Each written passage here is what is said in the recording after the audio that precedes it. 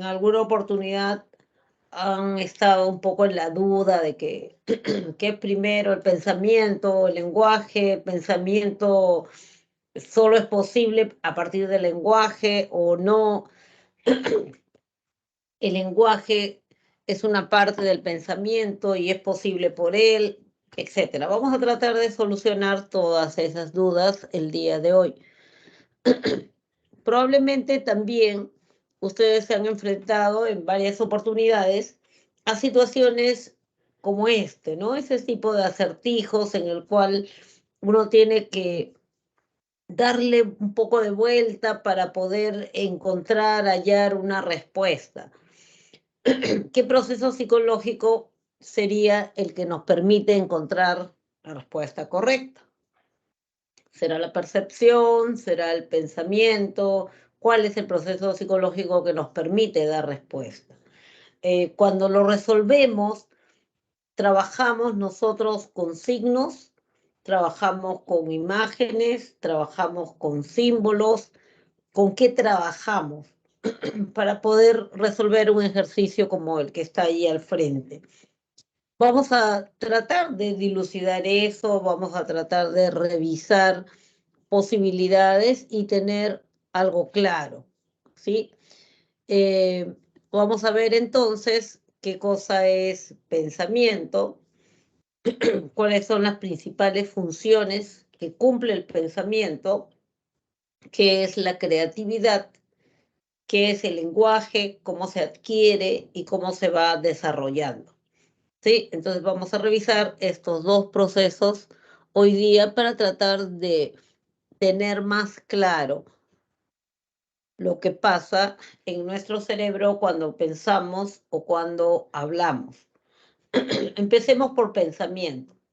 Cuando hablamos de pensamiento, hablamos de uno de los procesos cognitivos más complejos.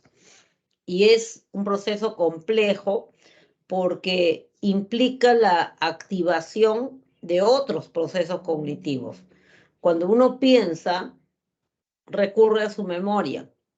Cuando uno piensa, utiliza también su atención, su percepción, su razonamiento, además de la memoria, ya dicho, activa emociones. Entonces, se activan muchos procesos cognitivos a la vez y se forma una respuesta que es en realidad una cadena de respuestas, que es una respuesta en bloque. Definimos entonces pensamiento como una cadena de respuestas que permiten resolver situaciones, problemas. Esto se activa, o sea, esa activación en masa de procesos cognitivos te va a permitir resolver problemas, no solo problemas matemáticos, problemas de la vida, problemas de tu devenir, ¿no? Problemas humanos en general. Además, nos permite también formular nuevas ideas, crear ideas, eh, crear relaciones, descubrir cosas y nos permite también tomar decisiones, ¿no? Luego que hemos cavilado con una propuesta, con otra, la analizamos y tomamos una decisión. Entonces el pensamiento pasa a ser uno de los procesos cognitivos más complejos y más decisivos también en nuestra vida. Básicamente, se le reconocen dos funciones. Una función representacional, también llamada simbólica, y una función elaborativa. ¿Qué es la función representacional? Es la función que nos permite representar el mundo, ¿no? Re es un prefijo, representar es volver a presentar. Entonces, el pensamiento a través de esta función vuelve a presentar al mundo dentro de uno. O sea, vuelve a presentar al mundo objetos, personas, situaciones, hechos, las recreo, las vuelvo a presentar, las vuelvo a vivir, las vuelvo a ver dentro de mí, ¿no? Entonces estoy representando al mundo dentro de mí. Se le denomina también una función simbólica porque para hacer esto, para interiorizarlo y representarlo, yo tengo que haber encontrado, generado o creado un símbolo o una serie de símbolos que me permitan interiorizarlo. Yo cuando represento la imagen de, es decir, de una persona importante en mi vida, yo no meto a esa persona en mi cerebro, ¿no es cierto? O sea, yo lo que introduzco dentro de mi cerebro va a ser algo que lo represente, una imagen de él o una imagen de sus acciones o una imagen a través de un discurso de repente o una locución que haya hecho, ¿no? Entonces yo interiorizo eso. Yo tengo que simbolizar primero, o sea, buscar un símbolo, hallar un símbolo, crear un símbolo, generar un símbolo para poder interiorizarlo y poder memorizarlo. Entonces, cuando hablamos de la función representacional del pensamiento, hablamos de volver a presentar dentro de nosotros una imagen, un objeto, una situación, un hecho, etc. Esta función representacional o simbólica se visualiza, se evidencia a través de actividades llamadas actividades representacionales. Entonces, hay actividades, acciones del sujeto que te van evidenciando, te van mostrando el progreso en esta función simbólica. La otra función que se le reconoce al pensamiento es la función elaborativa. Elaborativa viene de elaborar. Elaborar significa crear. Entonces el pensamiento te permite crear. ¿Qué te permite crear? Básicamente dos cosas: conceptos y soluciones a los problemas. A través, gracias a el pensamiento, tú puedes elaborar conceptos. ¿Qué es un concepto? Un concepto es una clase, una categoría. Puedes crear un concepto o puedes darle solución a problemas, ¿ya? Darle solución a problemas, no solo matemáticos, problemas en general.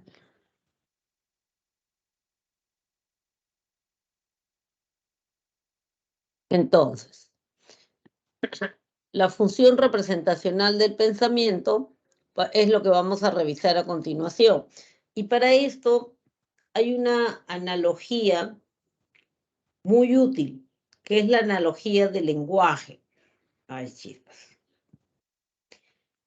Entonces, cuando se habla de lenguaje, Ferdinand de Saussure, que fue un lingüista, él elaboró esta alegoría, ¿no? Del signo lingüístico. La función representacional del pensamiento se asemeja a esto, o sea, es igual que esta, ¿ya? El pensamiento en esa función representacional va a tener que reemplazar objetos, imágenes, hechos, situaciones, etc. Y para eso va a tener que utilizar signos o símbolos. ¿Qué cosa es lo que presentó Saussure y qué es lo que estamos usando también porque nos ayuda bastante? Esta diferencia que había entre el significante y el significado. O sea, dice el signo lingüístico, en este caso está hablando de las palabras que utilizamos a diario. El signo lingüístico dice tiene dos componentes. Un componente es el significante y se refiere a la cadena sonora, ¿no? O cadena visual, en el caso de que esté escrito. Entonces, se refiere a la palabra que utilizo para representar algo. Ese algo es lo que se llama el significado. Entonces, yo puedo utilizar esa cadena sonora que resulta en gato, aquí en Perú, hablando el castellano, para hacer referencia a ese felino pequeñito que está dentro de la casa. Es una mascota, es doméstica, araña y maulla, ya. Entonces, yo lo represento a él con la palabra gato. Entonces, cuando yo hablo, yo digo, sí, tengo un gato en mi casa y la otra persona que habla conmigo sabe a qué me estoy refiriendo, porque escucha la palabra gato e inmediatamente lo asocia con aquello que es su significado, ¿ya? Pero aquí en Perú le decimos gato, aquí, ¿no es cierto? Sin embargo, no en todas partes del mundo se le llama de la misma. ¿Perdón? Decía, no en todas partes del mundo se le llama de la misma manera. Si fuera en un país de habla inglesa, probablemente se referirían a él utilizando la cadena sonora que dice cat, ¿no? Si fuera en quechua, se diría Michi. Si fuera en francés, se diría chat, ¿no es cierto? Entonces, hay diferentes significantes para un solo significado. El significado es el objeto, la situación, el hecho que tú has visto y que quieres interiorizar. O sea, lo real es el significado. Y el significante es la palabra, en el caso de que se trate de lenguaje, podría ser un signo, si se tratara de otra cosa, que yo utilizo para referirme a eso, objeto, hecho, situación, persona que estoy viendo. ¿Ya? En el caso del pensamiento sucede exactamente lo mismo. O sea, yo utilizo un símbolo o significante para representar algo. Ese algo se conoce con el nombre de significado. Vamos a ver. ¿Qué actividades representacionales se pueden observar en el desarrollo de la función simbólica? Jean Piaget es uno de los estudiosos, psicólogos estudiosos más importantes del pensamiento. Él trabajó mucho sobre lo que es pensamiento y, como recordarán, para él pensamiento significaba lo mismo que inteligencia, ¿no? Entonces, él lo que hace es graduar, ha identificado en qué orden van apareciendo estas actividades representacionales, o sea, estas formas de representar el mundo. El orden, la secuencia, como en todas las teorías de Piaget, creo, la secuencia es importante. O sea, ese es el orden en que van apareciendo. Es más, hay edades que pueden encontrar de aparición de cada una de estas actividades representacionales. La secuencia es importante, pero sin embargo, las edades son un poco referenciales, ¿no? Fluctuantes de repente. Él dice que lo primero que aparece, la primera señal de función representacional es la imitación diferida. ¿Qué es una imitación diferida? Pongámonos a pensar en el término, ¿no? ¿Viste el partido? Sí, sí vi, pero lo vi en diferido. ¿Qué significa eso? Cuando alguien dice, sí, sí, sí vi la coronación, sí vi la previación, pero la vi en diferido, no la vi en directo, la vi en diferido. ¿Qué significa?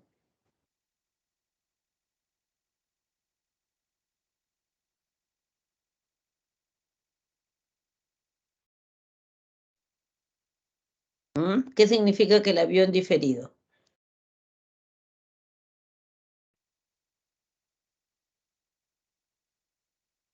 ¿Qué significa en diferido?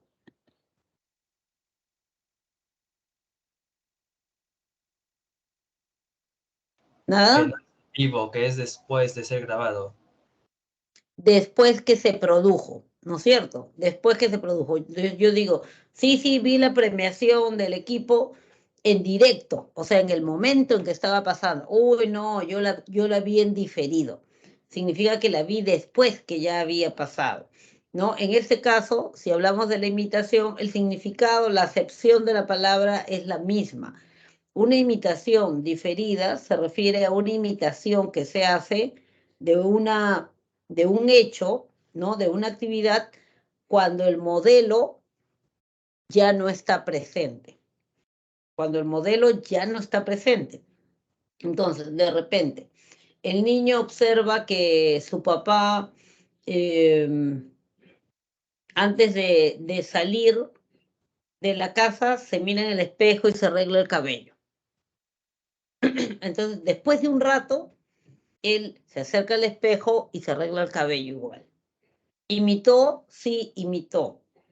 En presencia del modelo, o sea, su papá se estaba arreglando el cabello y el niño se estaba arreglando el cabello, no. Lo imitó cuando ya el papá se había ido. O sea, lo imitó en diferido, ¿ya? En ausencia del modelo. Eso significa imitación diferida. Entonces, para que esto sea posible, dice Piaget, tiene que haberse ganado, logrado una función simbólica. Porque cuando alguien imita en diferido, lo que hace es, sí, tienen razón los que están pensando en memoria, sí, guardar en su memoria un hecho, una situación, sí, lo guarda en su memoria, pero para guardarlo en su memoria, tiene que buscarle un símbolo, porque no puede guardar la situación en sí, ya, lo simboliza de repente con una imagen, como si le tomara una foto, y eso lo guarda.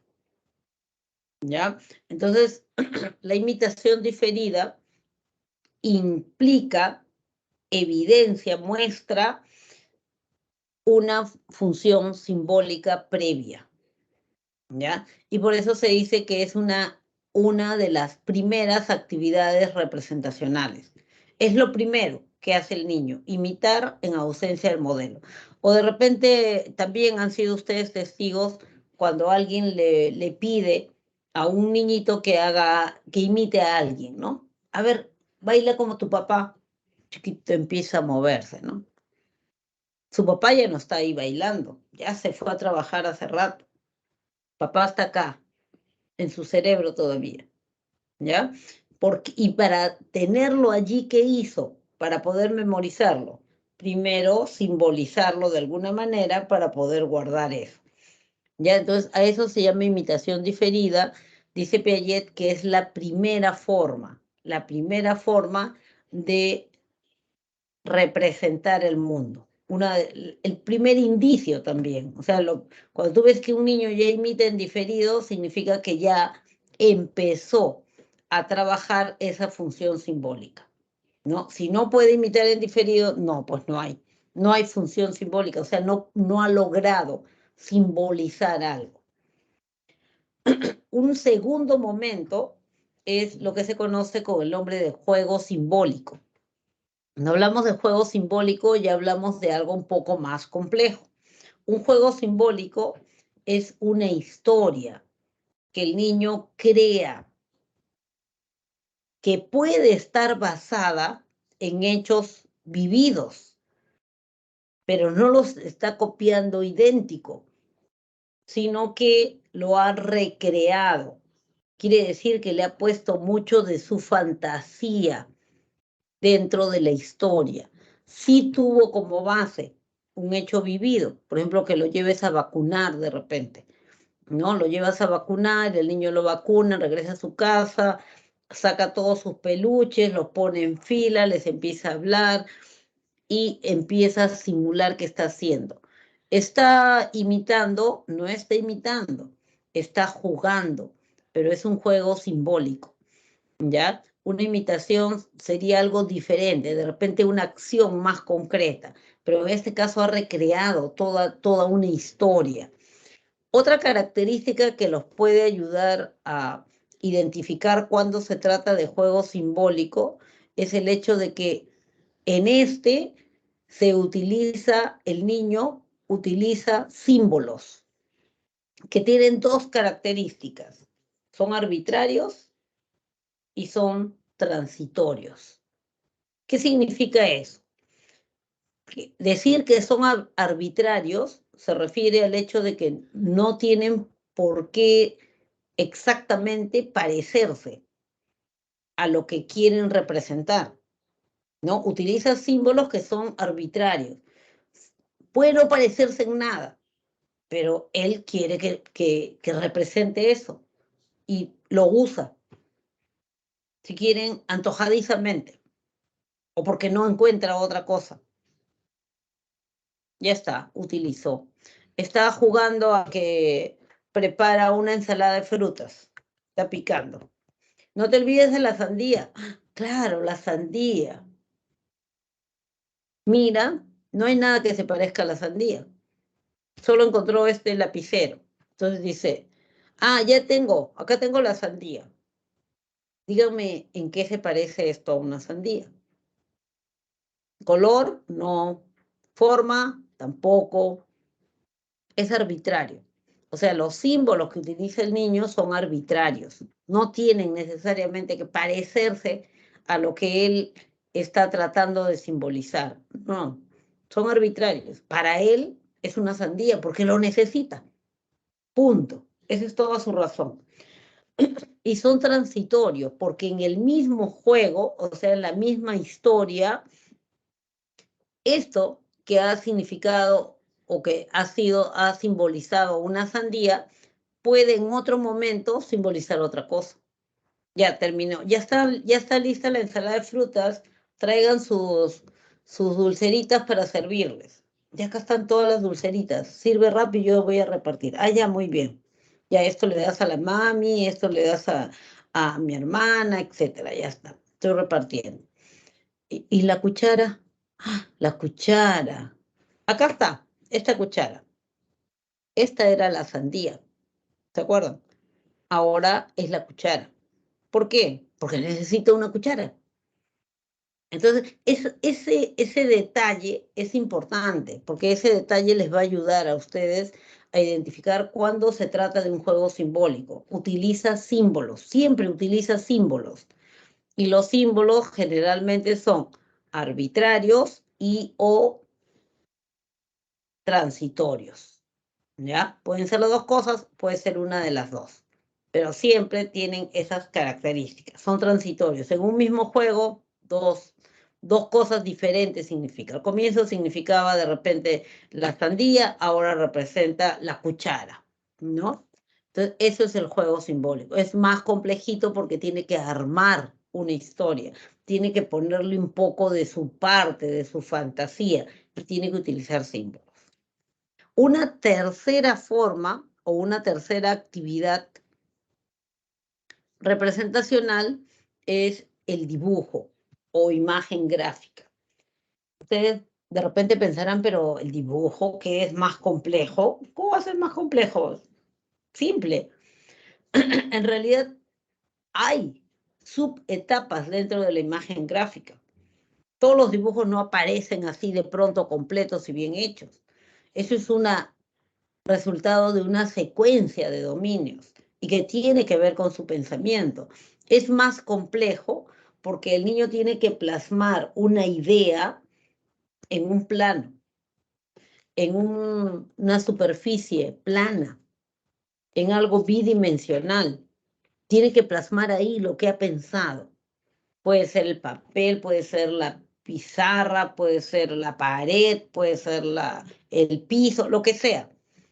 Pero es un plano, es bidimensional.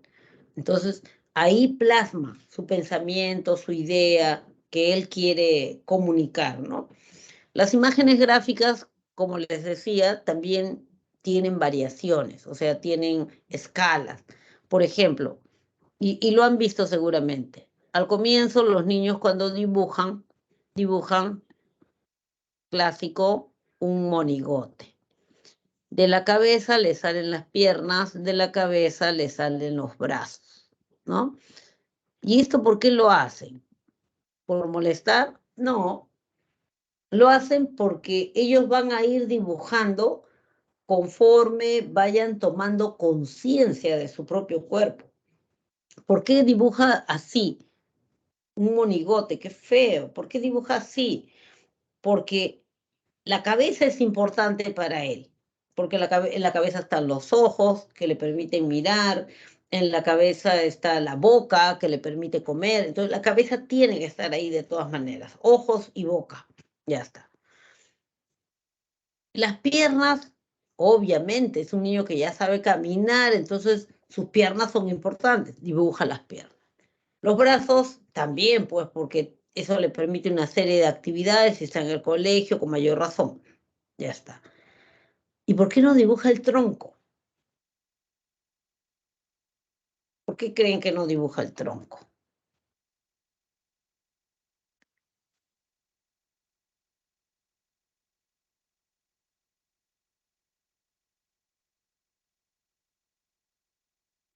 Ya, ahí vamos a aclarar en un ratito, ¿ya?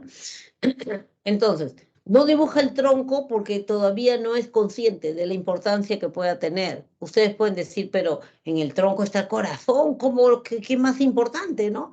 Pero él, ¿qué sabe? ¿Qué le interesa? O sea, no, él le interesa sus manos, claro, porque con eso hace, realiza cosas, sus piernas, porque con eso corre, sube, va, camina, todo, y su cabeza, porque ahí están los ojos, ahí está la boca. Es más, la nariz aparece ya a los 7, 8 años más o menos. Antes no. Entonces, a medida que va creciendo, a medida que va tomando más conciencia del mundo, el niño va volviendo su imagen gráfica más fidedigna a la realidad, o sea, más fiel a la realidad, más parecida. Ya hará pues el muñequito que tienen ahí de palitos, después ya le dará de 2 dimensiones, etcétera, etcétera. Después aparece la nariz, después aparecen las orejas, etcétera, etcétera. ¿Ya? Entonces, esta sería la tercera etapa o la tercera actividad representacional. Una siguiente actividad representacional es lo que se conoce con el nombre de imagen mental.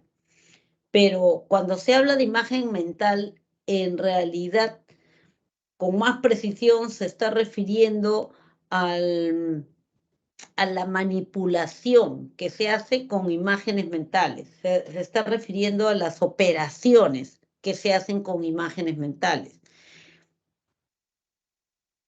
¿Qué operaciones, qué acciones voy haciendo con las imágenes? No con mis objetos concretos, no con los objetos, no, con las imágenes. Eso es mucho más complejo todavía. Ustedes de repente en alguna ocasión han dado algún examen, ay, perdón, algún examen, algún ejercicio, alguna prueba que tiene que ver con trabajar con imágenes mentales, o sea, manipular, accionar imágenes que son solamente mentales, ¿no? Por ejemplo, cuando ustedes tienen que resolver un ejercicio de razonamiento lógico en general, y supongamos que les pongan una imagen y les digan, imagínate que tienes un papelito cuadrado, ¿ya? Y que ese papelito cuadrado lo tienes que doblar por la diagonal. Ya está. ¿Cómo te queda la figura? Ah, me queda como un triángulo rectángulo. Claro, te queda así. Ahora búscale el punto medio al lado más largo y deslízalo hasta el vértice frontal, ¿no? Y dóblalo por ahí. O lo doblo y entonces me va a quedar algo así. Ya está. Ahora perfora la parte media de la base. Ay, chispas, ya. No era así. Vamos a hacerlo bonito, ¿ya?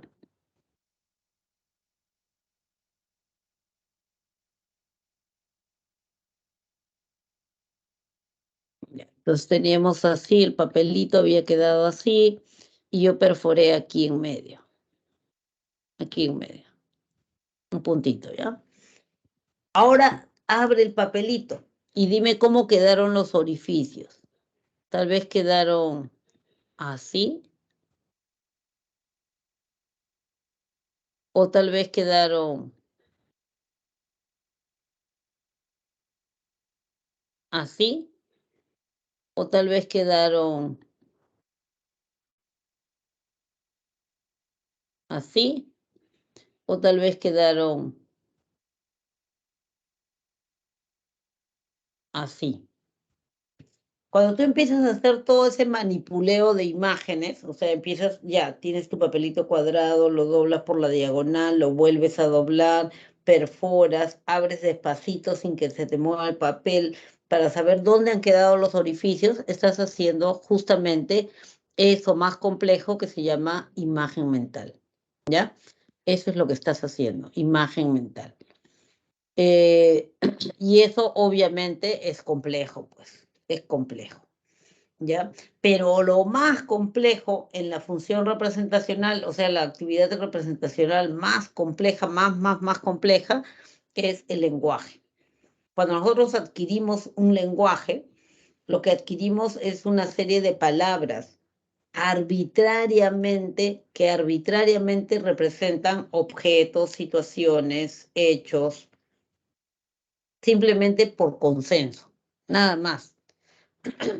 El lenguaje no es una señal, no es parecido a lo que representa, de ninguna manera. Es un sistema de signos y símbolos que es arbitrario.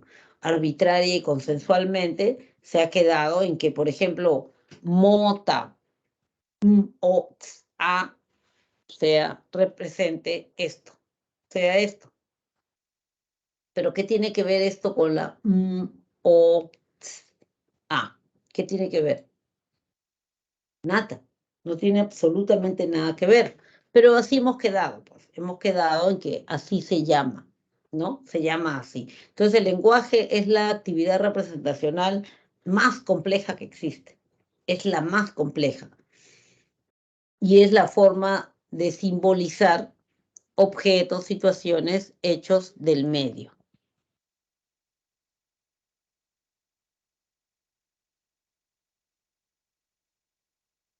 Eso es la función representacional. Ahora, cada una de esas actividades representacionales que se van adquiriendo en ese orden, no es cancelatoria, no desaparece. Significa que no porque ya ahora maneja el juego simbólico dejó de imitar en diferido. No, para nada. Significa que ahora porque dibuja ya no hay juego simbólico, ya no hay imitación diferida, tampoco. Significa que porque ahora dominas imágenes mentales, o que tú ya sabes qué significa actividad, acciones entre imágenes mentales, ya no imitas en diferido, ya no juegas simbólicamente, no, de ninguna manera. O sea, no tiene nada que ver, no anula a la siguiente, sino se van conservando dentro de tu repertorio. Obviamente, a medida que creces, tú utilizas más algunas actividades representacionales o de acuerdo a lo que tengas que representar también, ¿no? De repente tú quieres aprender a hacer algo, qué sé yo, una torta, y ves el tutorial antes de ir a tu casa, porque sabes que en tu casa han cortado el internet, y lo ves y tratas de grabarlo, llegas a tu casa y haces lo mismo, ¿no? O ves una decoración bonita, te la grabas, llegas a tu casa y decoras de la misma manera la torta, ¿no? O el pastel. Ya, eso podría ser imitación diferida. O tú recreas, juegas, viviste un acontecimiento determinado y después tú lo recreas, escribes una obra de teatro de repente. Podríamos decir que sí, de alguna manera es un juego simbólico. O lo dibujas también, ¿no? O sea, todo lo vas conservando. Pero esa es la secuencia en la que van apareciendo, ¿ya? Luego tenemos la función elaborativa del pensamiento. La función elaborativa del pensamiento es la función, o sea, el pensamiento te permite elaborar.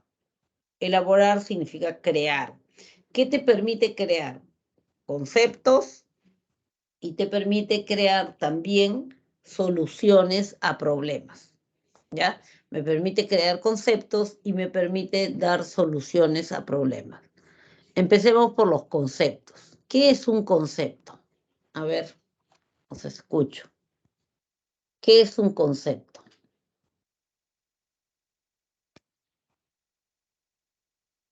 ¿Qué será un concepto? ¿Cómo definen ustedes un concepto?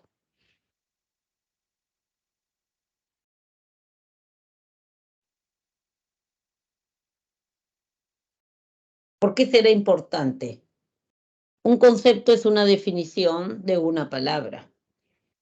Ya, eso está bien elaboradito. Una definición de una palabra. Ya se está refiriendo a un tipo de concepto, ¿no es cierto? Pero, ¿y nosotros desde cuándo manejamos conceptos? ¿Desde cuándo creen ustedes que manejan conceptos?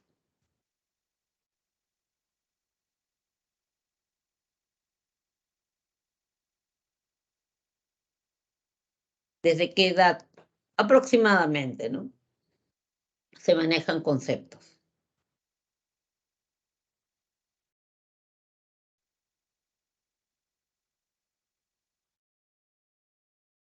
Desde que somos niños, ¿acaso? Desde que somos niños, sí, sí, claro que sí. Bien, gracias. Desde que somos niños, es verdad. Nosotros aprendemos a elaborar conceptos desde chiquititos y lo hacemos de manera espontánea, no porque alguien se siente a enseñarnos cómo elaborar un concepto. Un concepto es una clase, ¿ya? Y el concepto es importantísimo, importantísimo para poder comunicarnos. Si no manejáramos conceptos, no podríamos comunicarnos. Por ejemplo, préstame tu lápiz.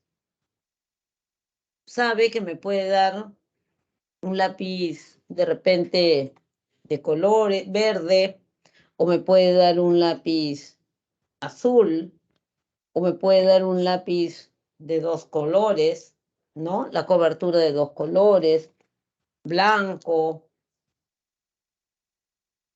grueso, delgado, mordido, con borrador, sin borrador, grande, chico, cualquier es lápiz. Yo solamente dije préstame tu lápiz, pero como maneja, como tiene el concepto de lápiz, entonces no hay problema. O sea, se dan cuenta cómo manejar un concepto, dominar un concepto, te sirve para comunicarte. Si no tuviéramos el concepto, no podríamos comunicarnos. Entonces, no sabría qué cosa darme exactamente. Diría de repente, pero ha dicho lápiz, ¿y este es lápiz o no es lápiz? Ese es lápiz, ella dijo que tenía ese lápiz, pero este también es lápiz o no es lápiz, porque este es más grueso, y porque tiene borrador, y porque no, no, o sea, los conceptos nos permiten comunicarnos. Cierra la puerta. Entonces, tiene que saber qué cosa es una puerta. Tiene que saber que puede ser negra, puede ser marrón, puede ser blanca, puede ser de vidrio, puede ser de madera, puede ser de metal, pero es puerta. ¿Por qué? Porque tienes el concepto de puerta. Entonces, la formación de conceptos es vital para la comunicación, es También básica. depende del contexto en que se encuentren, ¿no? Exacto, además tú adicionas eso. O sea, el concepto, generalmente los conceptos tienen varias acepciones. Entonces, de acuerdo al contexto, como tú bien dices, uno va a agarrar una acepción o va a agarrar otra acepción, ¿cierto? Entonces, si están hablando de votar y están hablando en función de repente a, a un proceso electoral que se ha convocado, yo sé que es ir y echar mi voto. Pero si me lo está diciendo mi mamá que acaba de juntar las bolsitas con los desperdicios, sé que se trata del verbo botar, arrojar, ¿no es cierto? Entonces, de acuerdo también a eso, ¿no? Al contexto, a la situación en sí. Y por eso es que los conceptos generalmente nosotros los elaboramos de manera espontánea. Aprendemos a elaborar conceptos por nuestra propia cuenta, ¿no? Claro, ya más grandes vas afinando tu forma de definir, tu forma de elaborar tus conceptos. Muchos conceptos los aprendes porque te los enseñan también, pero muchísimos más los aprendes porque los necesitas para comunicarte. Por ejemplo, eres chiquitito y ¿cómo te enseñaron qué cosa era un polo? ¿Qué cosa era un pantalón? ¿Qué cosa era una silla? No sé. Me imagino porque siempre me la mencionaban, pero no te mencionaban con la misma silla. Entonces, la secuencia que se sigue es la que tienen allí al frente. ¿Qué cosa es lo que hacemos? Viene la mamá y dice, viene del mercado y te dice, mira, te compré esta sillita. Esta silla es para ti. ¿Es mía? Sí, es tu silla. Silla, ¿no? Sí, tu silla. Ya. Es rojita, de plástico, pequeñita. Es silla, ¿no? Sí, es tu silla. Otro día vas donde la abuelita y la abuelita te dice, un ratito, déjame que estoy terminando de sacar lustre al piso, quédate sentadita en esta silla. ¿Es tu silla? Sí, es mi silla. Siéntate acá, tranquilita, un ratito nada más. Es de madera, marrón, alta. Es silla, ¿no? Sí, es silla. Ya tiene 2 modelos de silla. Va a la oficina de su papá y su papá le dice, ahorita termino de enviar esto y salimos. No te preocupes, quédate en esta silla. ¿Es tu silla? Sí, es mi silla.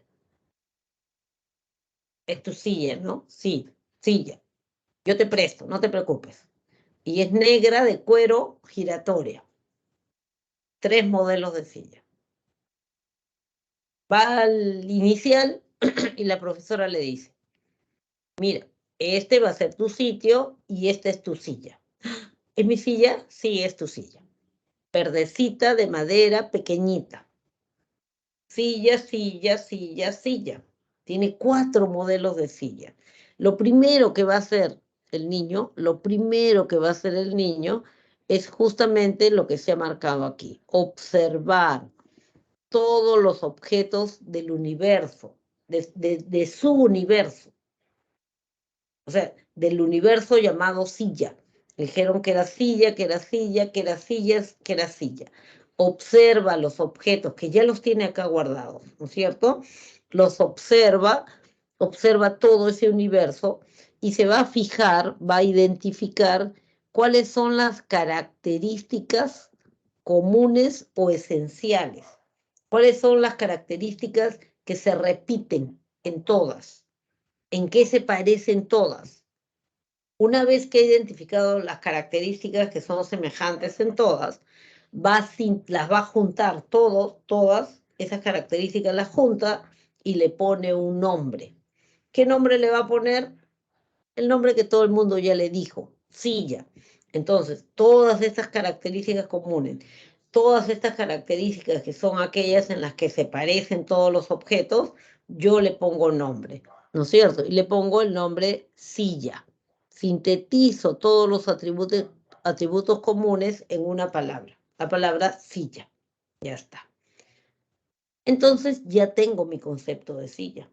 Ya sé que puede ser de plástico pequeña, puede ser de madera marrón alta, puede ser de cuero giratoria, puede ser de madera pequeña verdecita, pueden ser todas ellas. Ya tengo mi concepto de silla. Y para mejor hacerlo, aunque no esté allí, para mejor hacerlo todavía, nosotros bien científicos verificamos, ¿no? Entonces vamos a la casa y jalamos un banco. Mami, aquí tu silla. No, hijito, eso no es silla. ¿No silla? No, eso no es tu silla. Eso no es silla, papito. Esto es silla. Y le pongo la silla al costado. ¿Qué hace el niño? Va a comparar y se va a fijar cuál es la diferencia. Este no es silla, esta sí es silla. Miro la diferencia al respaldar. Ya está. Y aunque no lo diga con su nombre, ya me di cuenta de la diferencia. Y entonces ahora ya perfilé, ya depuré mi concepto de silla. ¿Ya? Entonces, a eso se le llama formar conceptos por abstracción. Si queremos utilizar algo, una palabra que nos ayude a recordar, podemos apelar a la similitud de sonido que hay entre abstracción y extracción. Y sí, nos ayuda, pues. ¿Qué significa formar conceptos por abstracción? Significa eso, extraer características comunes de un universo y ponerles un nombre. el nombre del concepto que me dio todo el mundo, ¿no? Entonces, esa es la forma como nosotros hemos formado el concepto de silla. Así formamos nuestro concepto de leche, polo, medias, zapato, comida, perrito, ¿no? Entonces, así fuimos formando nuestros conceptos. Y se habrán dado cuenta, si han llevado alguna vez a un niño pequeño al Parque de las Leyendas. Entonces, mira el tigre y dice, mira, mami, ese gato qué grande. O sea, él lo incluyó. Y la mamá le explica, no, ese no se llama gato, los gatos son chiquitos, este es grande, va haciendo la diferenciación, ¿no? Entonces, ¿por qué? Porque tiene muchas características comunes con su concepto. Y entonces simplemente él ahí va a ir, en la acción va a ir depurando, corrigiendo y formando con más precisión el concepto que había, que ya había elaborado, ¿no? Eso es formación de conceptos. Entonces, uno de los principales eh, actividades de la función elaborativa es formar conceptos. Y la forma o el modo es por abstracción. La otra aplicabilidad de la función elaborativa es la solución de problemas. O sea, a través de la solución de problemas se evidencia que el pensamiento es capaz de elaborar soluciones, ¿ya? Cumple una función elaborativa, como dando solución a problemas. ¿Cuál es el requisito principal ahí? El requisito principal es que el problema esté bien definido. Eso es importante, que el problema esté bien definido. Que el problema esté bien definido. ¿Qué significa eso? Que esté claro, que esté detallado.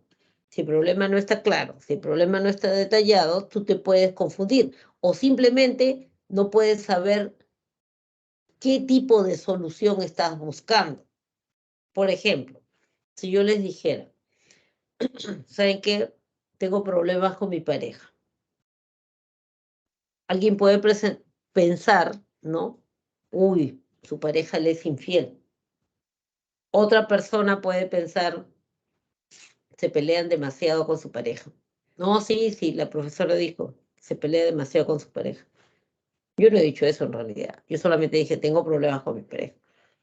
Otra persona puede pensar, seguramente que ya casi no hablan, no tienen tema de conversación. ¿Se dan cuenta? Como el problema no está bien definido, se presta a ambigüedad, se presta a interpretaciones diferentes. Entonces, uno va a buscar problemas para mejorar mi comunicación, el otro va a buscar problemas para mejorar, para corregir la infidelidad, el otro va a buscar problemas para, de repente, no me acuerdo ya qué cosa era, la comunicación en general, ¿no? La comunicación en general. Entonces, eso es lo que sucede. Entonces, el problema tiene que estar definido con detalle, tiene que estar claro, ¿ya? Para poder aplicar una estrategia. En cambio, si yo digo, no sé qué ha pasado, pero cuando llegamos a la casa, cada uno se mete a su cuarto a seguir trabajando o a seguir conversando con las personas que frecuenta todo el día por su trabajo, para seguir conversando el trabajo, es el colmo, ya nosotros no tenemos de qué conversar. Entonces yo ya sé que el problema va por el lado de la comunicación, ¿no? Si yo ya sé que el problema va por el lado de la comunicación, entonces ya sé hacia dónde dirigir mi búsqueda. Si el problema está bien definido, hay básicamente 4 estrategias que se pueden utilizar para solucionar problemas. La primera estrategia es la estrategia conocida con el nombre de ensayo y error. Un ensayo es un intento, un error es un fracaso, ¿ya? En esta estrategia, que es bien básica, el sujeto solamente utiliza el azar como técnica. Su técnica es el azar.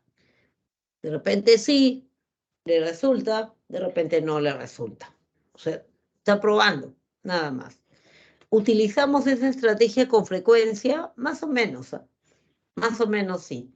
¿De qué depende? ¿Es útil, sirve, te da la solución al problema? A veces sí, a veces no. Depende del tipo de problema, ¿no? Depende de la cantidad de opciones para hallar la respuesta correcta o la solución al problema. El ejemplo típico probablemente es el ejemplo del candado cerrado y las llaves, ¿no? Hoy quiero salir, la puerta está con candado. ¿Dónde está el candado? ¿Cómo abro el candado?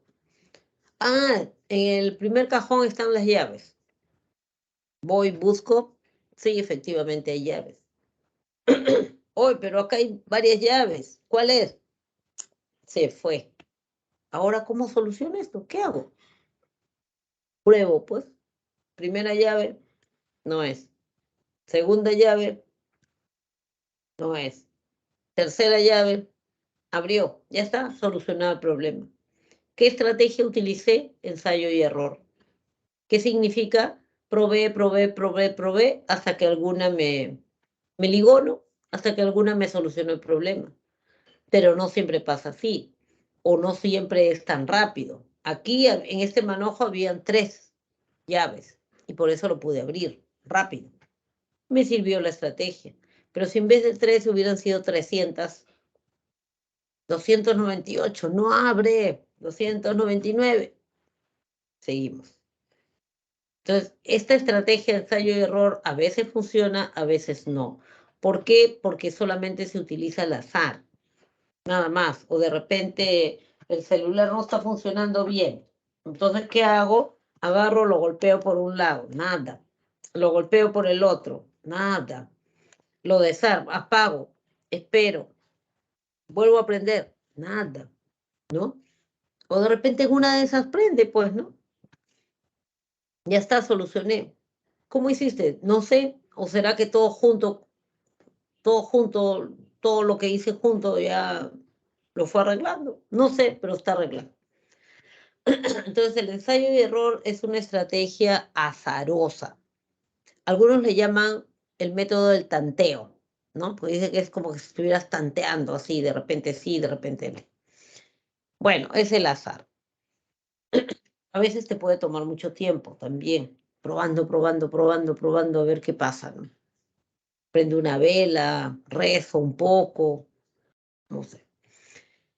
Cuando tú tienes dificultades o limitaciones de tiempo, te conviene más utilizar una estrategia que se llama recuperación de información. Esta estrategia, como su nombre lo dice, apunta a eso, a recuperar la información. ¿Qué información vas a recuperar? ¿Y de dónde? Vas a recuperar la información de un problema parecido al actual, al que tienes ahí al frente, donde sí solucionaste de manera correcta, exitosa, el problema. Entonces yo digo, ¿cómo se hacía? ¿Cómo hizo? Un amigo me contó, vamos a suponer, uy, se me cayó el celular al agua. ¡Ah! ¿Ahora qué hago? Dios mío, ¿qué hago? ¿Qué hago? Ya se malogró. Ah, me acuerdo que fulanito me dijo de que le pasó lo mismo, lo desarmó todito, sacó todas las piezas que pudo y lo metió en una bolsa de arroz crudo y lo dejó ahí varias horas. Luego lo sacó y volvió a armar su celular y ya estaba funcionando. Voy a hacer lo mismo, pues. Agarro, desarmo, ¿qué puedo sacar acá? La memoria, nada más, lo único que puedo sacar, bueno, ya no importa, seco con lo que puedo y lo meto al arroz. Ya está.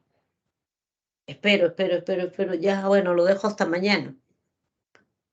Mañana lo saco de la bolsa de arroz y le pongo la memoria, todo lo armo, prendo. Puede que sí solucione. Sí, prendió. Uy, a mí también me pasó lo mismo, hice igual que ustedes, pero Nada. ¿Estás seguro? Sí. ¿Pero qué habrá pasado? De repente se te quedó mucho rato en el agua.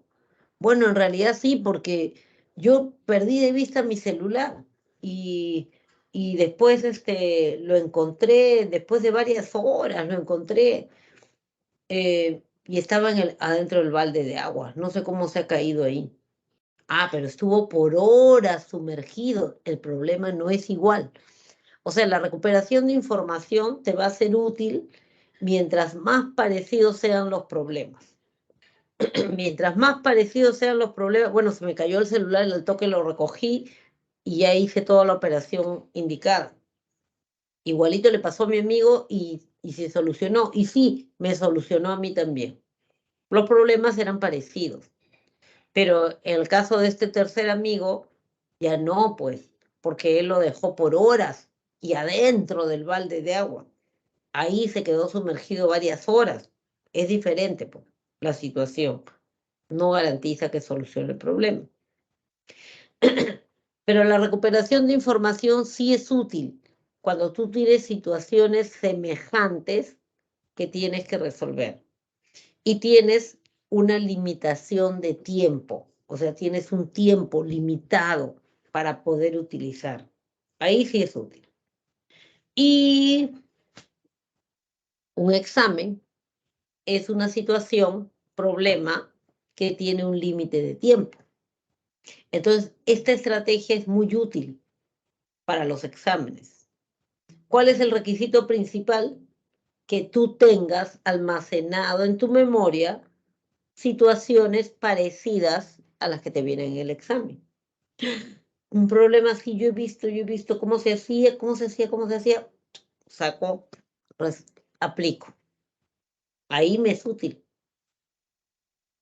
Me ayuda a resolver rápido, porque me acuerdo de una situación parecida y lo aplico. ¿Ya?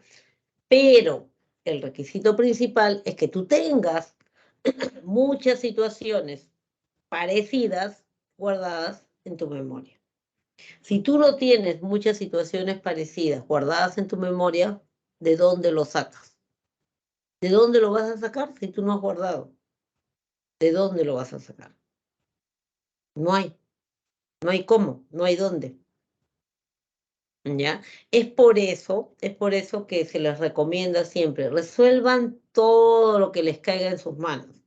Y si no les cae nada en sus manos, búsquenlo y resuelvan. Pero es muy importante que ustedes no dejen ejercicios a medias. No dejen ejercicios a medias. Están en tiempo de preparación.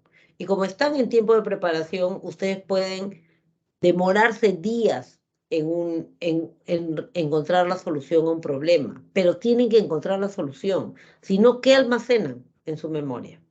¿De dónde van a recuperar si no tienen la solución?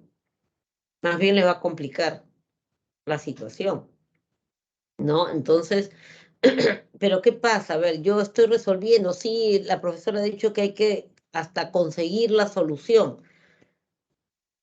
Ay, pero ya llevo 2 horas y nada. Tampoco es eso.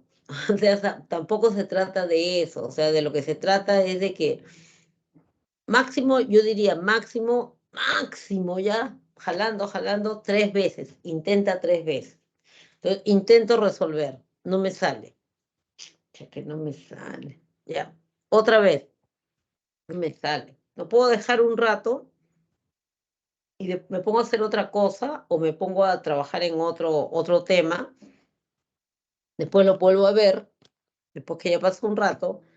Y si en esa tercera vez no me sale, lo que significa es de que te faltan elementos para resolver el problema. Así te quedes 5 horas. No lo vas a resolver si te faltan datos, elementos para resolver el problema. Entonces, ¿qué hago? Busca ayuda. Es importante, es muy importante que ustedes aprendan a pedir, a buscar ayuda. No pierdes nada, ganas mucho. Es lo más inteligente que pueden hacer. Están en periodo de preparación. Se pueden dar el lujo el lujo de demorarse 2, 3 días en encontrar la solución a un problema, porque están preparándose, pero sí necesitan tener ese problema bien resuelto, saber cómo resolverlo y tenerlo acá guardado. Porque en un examen te puede venir un problema semejante. Entonces tú dices, uy, yo he visto un problema así parecido. ¿Cómo se hacía? ¿Cómo se hacía? Sí, ay, ese es el problema que me demoró como 3 días en conseguir que alguien me ayude. Claro, y se hacía así. Saco, aplico, resuelto. ¿Qué ganas? Aparte del punto pertinente, ganas el sentirte más confiada en ti mismo. Ganas el mejorar, mantener o mejorar, generalmente mejorar tu estado anímico. Me siento bien, me siento contenta, me siento entusiasmada, estoy confiando en mí misma porque he podido resolver bien esto. Diferente y contrario es cuando tú no resolviste, no guardaste una solución exitosa, porque tú encuentras y yo he visto un problema así, yo he visto cómo se hacía, no lo hice, lo rompí. Claro, soy una tonta, así nunca voy a entrar, pues, nunca voy a entrar, no lo hice. Ah, no me logré todo, claro, sí, pues por gusto, estoy haciendo gastar plata, que no sé cuánto. Mi estado de ánimo baja, la confianza en mí misma disminuye, ya me malogró ya me contaminó el resto del tiempo que me queda. Entonces, no dejen situaciones a medias. Ustedes tienen que aprender que no tenemos la obligación de saber todo en la vida. No tenemos por qué saberlo todo, pero sí tenemos de repente la obligación, sobre todo si están preparándose, de buscar ayuda, o por lo menos intentar, ¿no? Voy, le pregunto a un amigo que sé que domina este tema, le pregunto a tal persona, a tal pariente que sé que domina esto, explícame cómo hago esto. Mejor todavía, le llevo lo que he hecho. Mira, hice esto. Dime, ¿en qué me equivoqué? ¿Dónde está mi falla? Entonces, ¿por qué necesito tener guardado aquí soluciones exitosas? Si yo no tengo guardado soluciones exitosas, ¿de dónde voy a sacar las que necesito en el momento del examen? Y si yo no he podido resolver el problema, busco que alguien me ayude a resolverlo, que me diga, que me explique, que me cuente, no que me copie.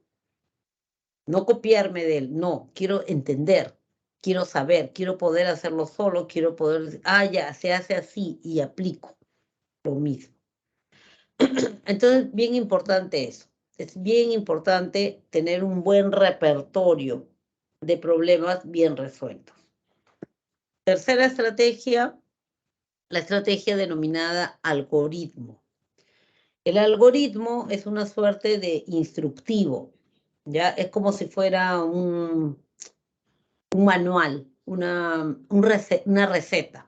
Primero haces esto, segundo haces esto, tercero, cuarto, quinto, sexto, etc. Solucionado, ya está.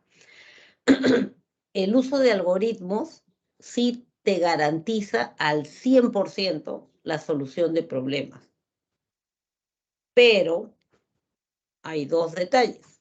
Uno, el algoritmo funciona en las ciencias fácticas, las ciencias con números, trigonometría, álgebra aritmética. Ahí funcionan los algoritmos.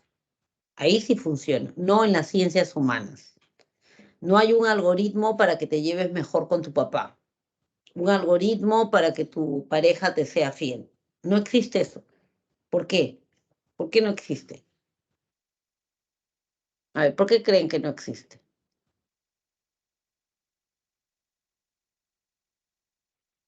Sí, bien, Sebastián. Tiene que ver con problemas matemáticos, sobre todo, sí.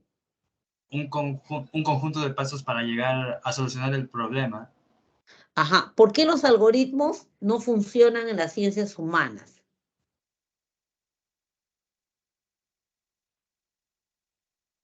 ¿Por qué solo en las ciencias con números, matemáticas, como dice su compañero? ¿Por qué? ¿Por qué no funcionarán en las ciencias humanas?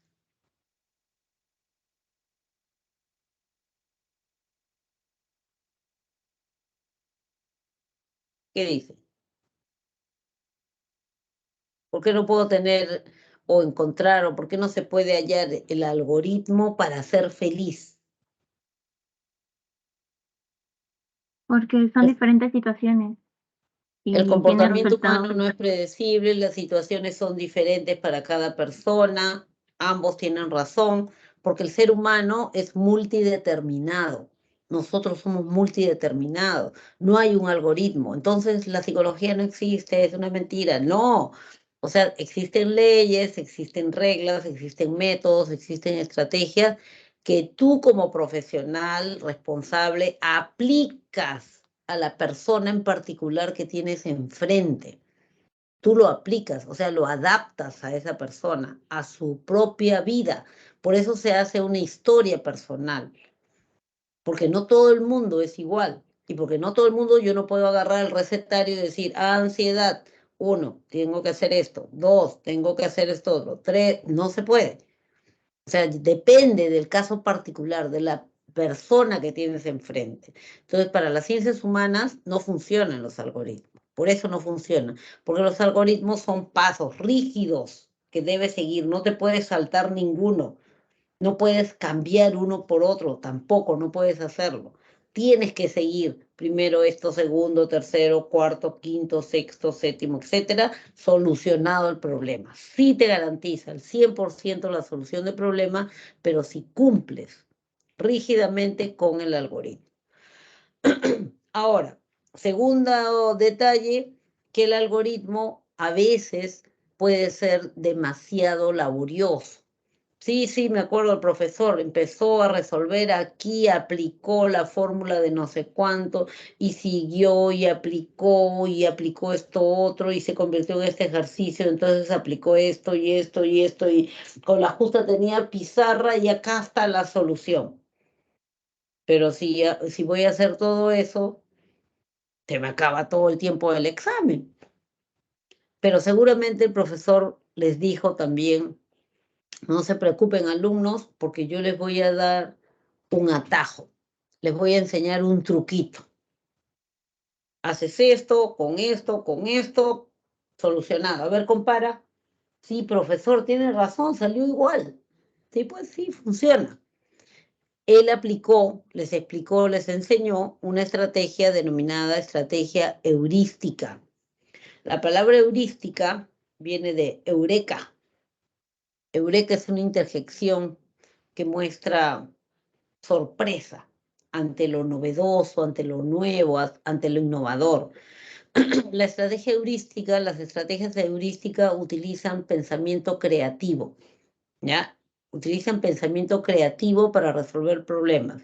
Y aquí hay que tener cuidado con lo siguiente. Utilizan pensamiento creativo para resolver problemas, o sea, para darle solución a los problemas, ¿ya? No significa que una persona que pueda ser muy fantasiosa o muy creativa, bueno, agarra los datos y hace cualquier cosa con ellos y luego te dice cualquier cosa y no te soluciona el problema.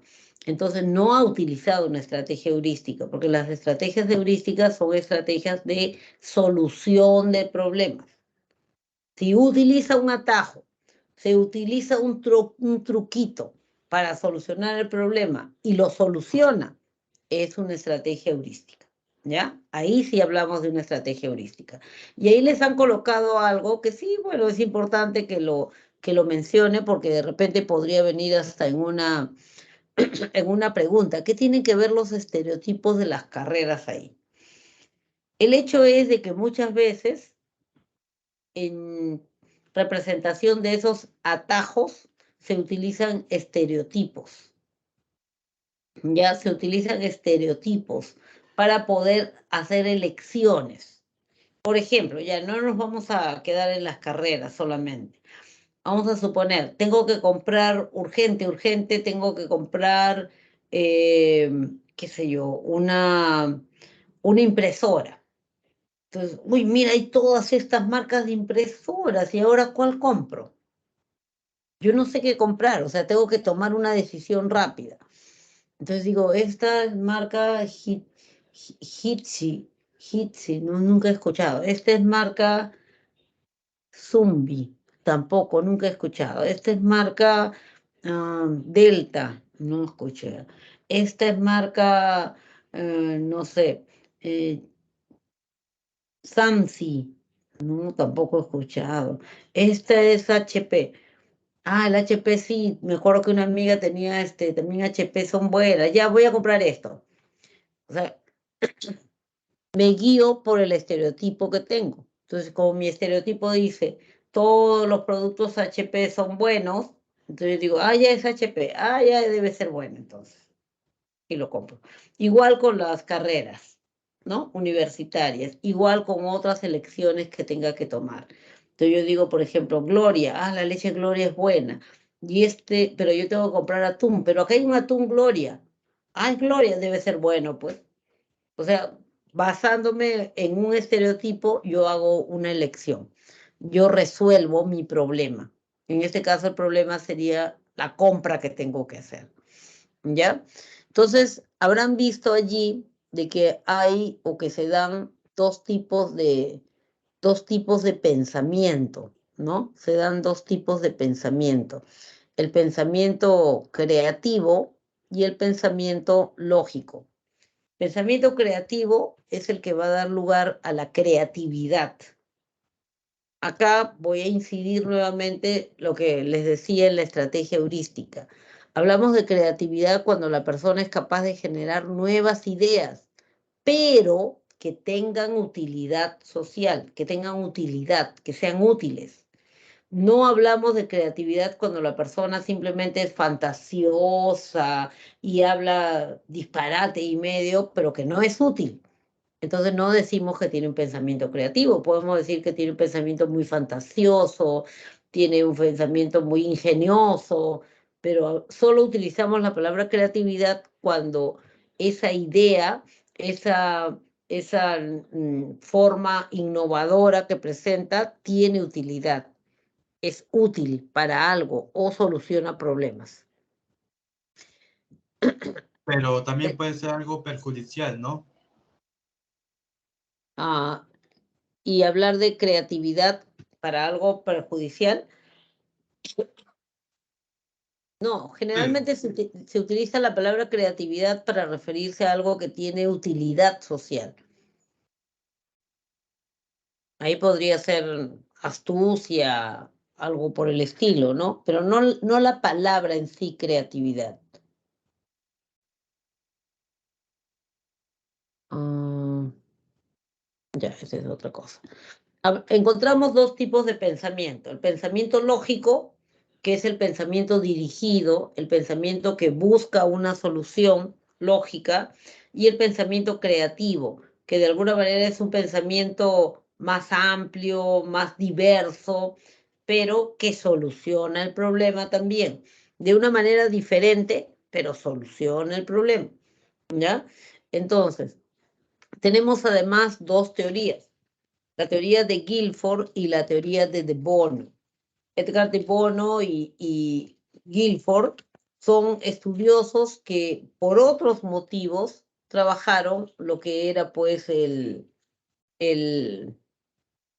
el pensamiento, ¿no? Estudiaron el pensamiento. Y bueno, ellos se dieron cuenta de que habían estos dos tipos de pensamiento, ¿no? Ya.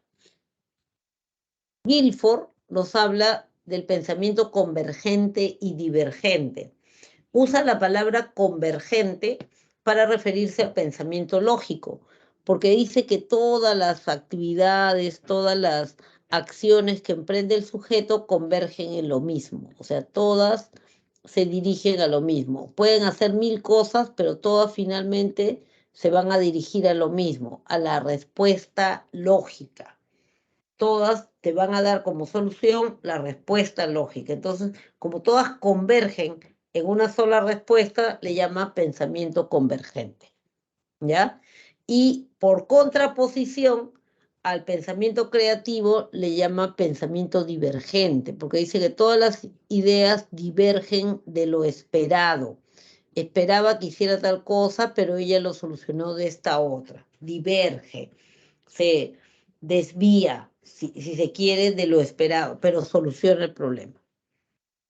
Edward de Bono habla de pensamiento vertical y lateral, haciendo alusión a que el pensamiento lógico es vertical, porque va de la causa al efecto, ¿ya? Va de la causa al efecto, de la hipótesis a la deducción, o sea, es vertical el camino.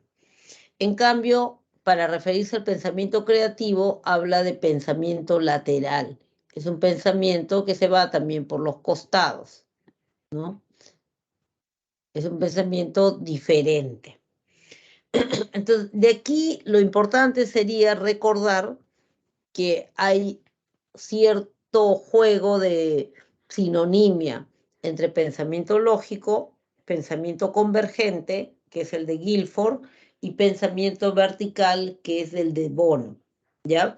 Si quieren, para acordarse o para utilizarlo como un recurso, pueden acordarse que de Bono empieza con la letra B y vertical empieza con la V, que en algún momento también se le llamó B, ¿no? B corta, B chica. Entonces, ya, cuando me hablan de pensamiento vertical, se están refiriendo a De Bono. ¿Por qué? Porque los dos empiezan con B. Aunque una sea larga y otra sea corta, no importa. Y ya sé que el que habla de vertical usa la palabra lateral para pensamiento creativo, ¿no? Entonces es lateral porque se va por los costados, se va por las ramas, se va por los lados, aunque solucione, aunque sea útil su creatividad. Convergente y divergente vendría a ser, ya es la otra teoría, la de Guilford, ¿sí?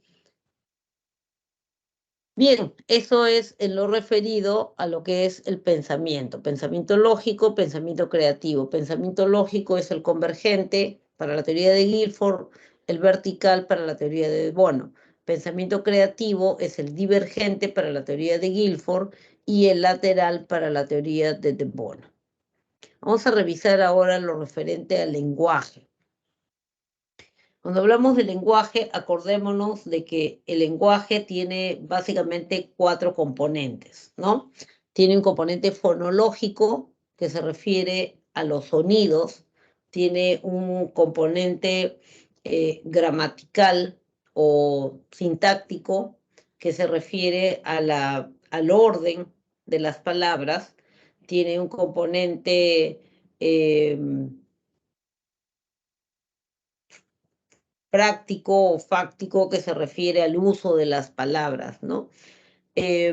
Cuando nosotros en psicología hablamos de lenguaje, nos referimos solamente al componente fonológico de las palabras. O sea, nos referimos a la cadena sonora, pero la cadena sonora con intención de comunicarse, con la intención de transmitir mensajes, ¿ya? Entonces, cuando hablamos de lenguaje, cuando alguien lleva a terapia, por ejemplo, a sus hijitos porque tienen problemas de lenguaje, se refieren a problemas en la emisión o en el entendimiento del lenguaje hablado, fundamentalmente, ¿ya? Entonces, vamos a atender a la cadena sonora. ¿Qué se necesita para adquirir el lenguaje? Se necesita la intervención de 2 variables. Una variable es algo que puede cambiar, ¿no? Y en este caso estamos hablando de la variable maduración y de la variable aprendizaje. ¿Qué necesito que haya madurado para que el niño pueda adquirir el lenguaje? La madurez es la evolución, ¿no? El desarrollo que hay en la persona, el desarrollo natural, espontáneo. Y yo necesito que haya madurado en el individuo para que él pueda adquirir el lenguaje. Bien, necesito que haya madurado su sistema nervioso. Es lo primero que necesito. Si no ha madurado su sistema nervioso, mal hago yo en querer que el niño aprenda el lenguaje. No lo voy a conseguir.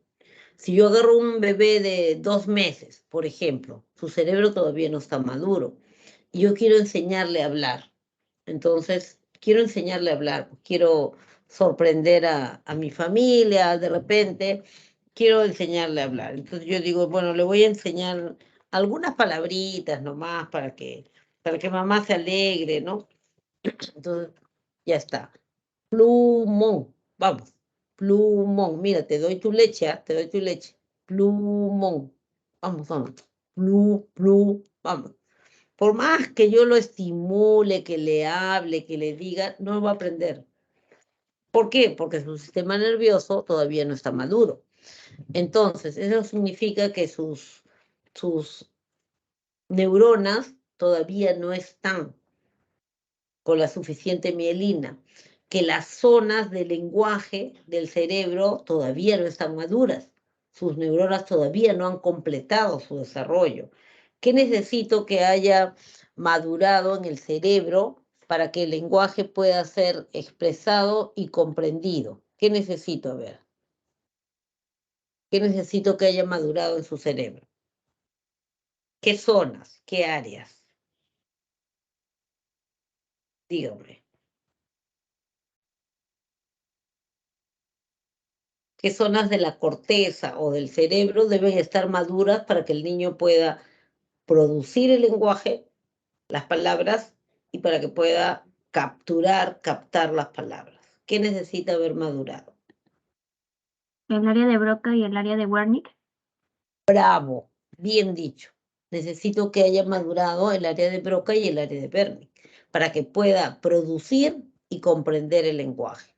Entonces, si no ha madurado aún, en vano pues voy a estar estimulando, tratando de ofreciéndole cositas, ni me entiende, ni lo puede producir, ¿ya? Entonces, básico, importante, que yo necesito que madure para poder enseñarle o para que pueda desarrollar el lenguaje, es su sistema nervioso.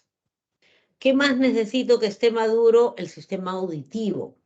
¿Por qué? Porque el lenguaje se escucha, pues. Si es un niño que no escucha bien, o en todo caso, que no discrimina, todavía no discrimina, no diferencia un fonema del otro, no lo va a poder aprender.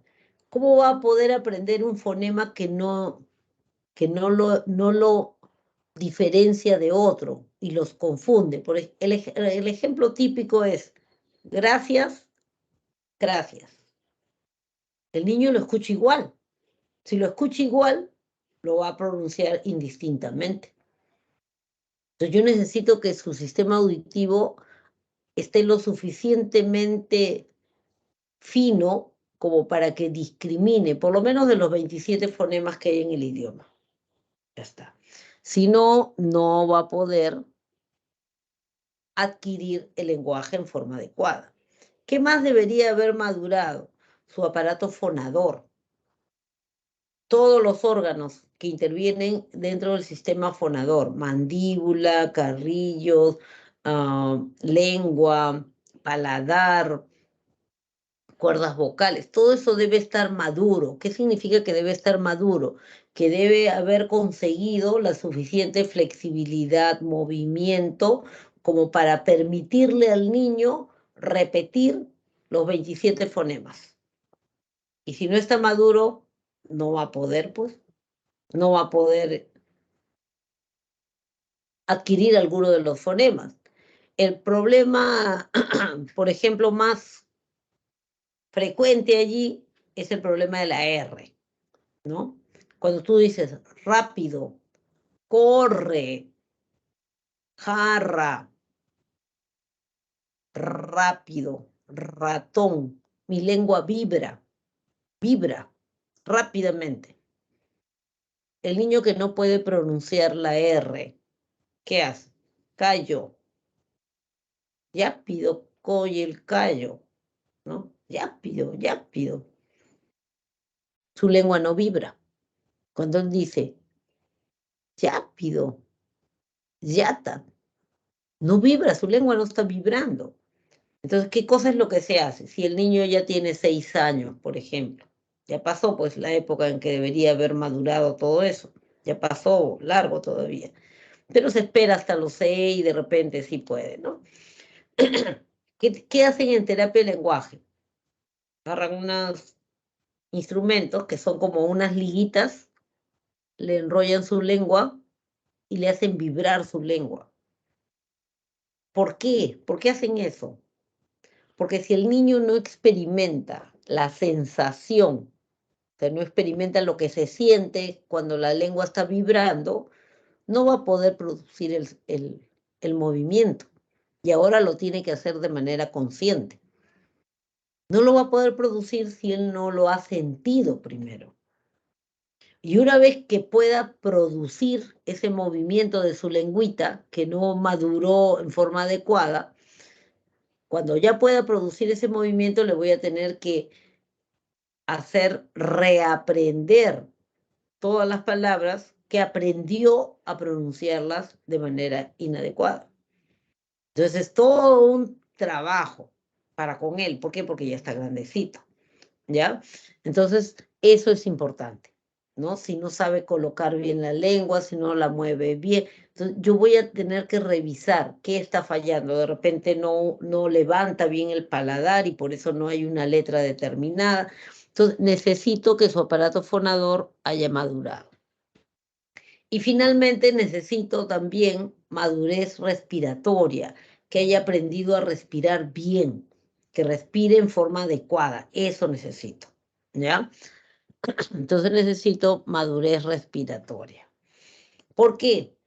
Porque muchos de los fonemas se producen a partir de la regulación del aire que emite el sujeto. A partir de eso, yo voy a poder producir, ¿no? El fonema determinado. Ya. Ya está. Por ejemplo, el niño que dice, en mi casa se metió un sapo. ¿Qué? En mi casa se metió un sapo. Cuando dice sapo en vez de sapo, está botando demasiado aire, ¿no es cierto? Está botando mucho aire. Y ya pues, está botando mucho aire y entonces tiene que aprender a regular eso. Tiene que aprender a manejar su diafragma, que es básicamente con lo que hablamos, el diafragma, o hay algunos niñitos que no, hay algunos niñitos que respiran o hablan y les falta el aire, ¿no? Y se entrecortan. Entonces, todo eso debe estar maduro. Significa que debe estar bajo el control de la persona para empezar a producir todos los fonemas necesarios. Suficiente no es suficiente, pero sí es necesario. O sea, si no hay la madurez en alguno de estos sistemas, no va a poder conseguir adquirir el lenguaje. Pero si tiene madurez en todos, ya está listo, el lenguaje cae por su propio peso, no. O sea, el niño tiene que aprender, tiene que aprender un lenguaje determinado. En este caso estaríamos hablando del idioma que le compete según el lugar donde se encuentre, ¿no es cierto? ¿Y cómo va a aprender? Va a aprender de todas las formas de aprendizaje posible que existan, ¿no? Por ejemplo, va a aprender por condicionamiento clásico. ¿Cuándo decimos que aprende por condicionamiento clásico? Decimos que aprende por condicionamiento clásico cuando asocia o relaciona, ¿no? Ahí aprende por condicionamiento clásico. Hora de tu leche, ¿te gusta la leche? Está rica la leche, ¿no? O sea, asocia esa cadena de sonidos, esa palabra, leche, la asocia con eso rico que siente en la boca. Entonces sabe qué cosa es la leche, aprendió una palabra. Entonces ahí decimos que aprendió por condicionamiento clásico. Aprende por condicionamiento operante cuando el aprendizaje de las palabras depende de las consecuencias que tenga. Por ejemplo, cuando el niño pronuncia bien y todo el mundo lo atiende y todo el mundo le conversa y todo el mundo le da lo que está pidiendo, ahí está aprendiendo por condicionamiento operante. La consecuencia de su palabra, de su forma de hablar, es que recibe algo así como que lo premian, ¿no? Cuando alguien te atiende, dice, mami, vamos calle, ¿qué quieres ir a la calle, hijito? O sea, lo estoy atendiendo, lo estoy premiando con mi atención, porque lo entiendo, porque le estoy entendiendo. Pero si el niño viene y me dice, mami, ¿qué? No te entiendo, ¿qué cosas dices? Es que no lo entiendo, pues no lo entiendo, no te entiendo, hijito, no te entiendo, ¿qué cosa me quieres decir? No lo entiendo, o de repente me está pidiendo algo, ¿no?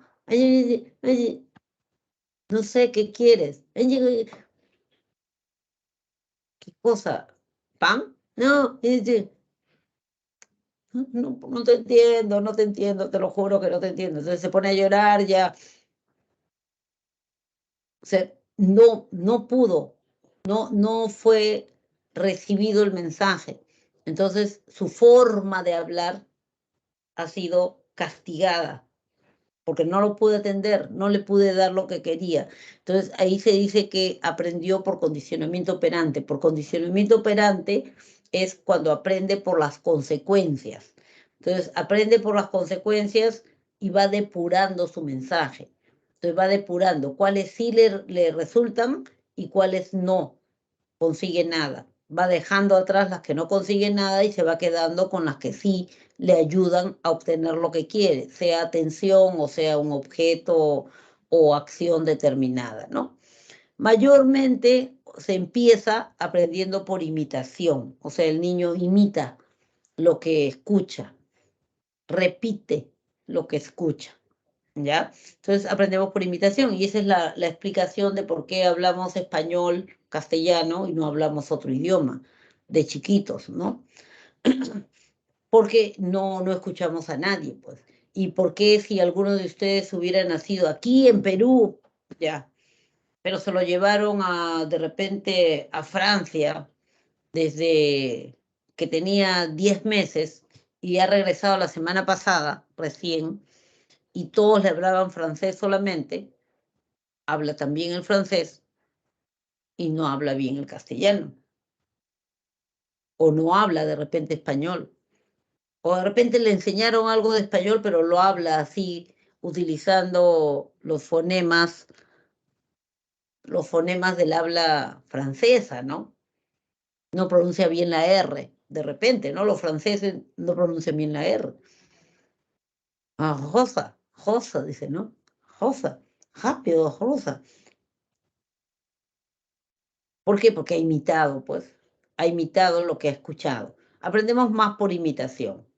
Y se aprende cognitivamente cuando ya uno va perfeccionando su lenguaje, ¿no? Entonces lee cuál es la forma de redactar, la forma de armar, la forma de expresarse mejor. Entonces ahí mi aprendizaje ya es cognitivo, ¿no?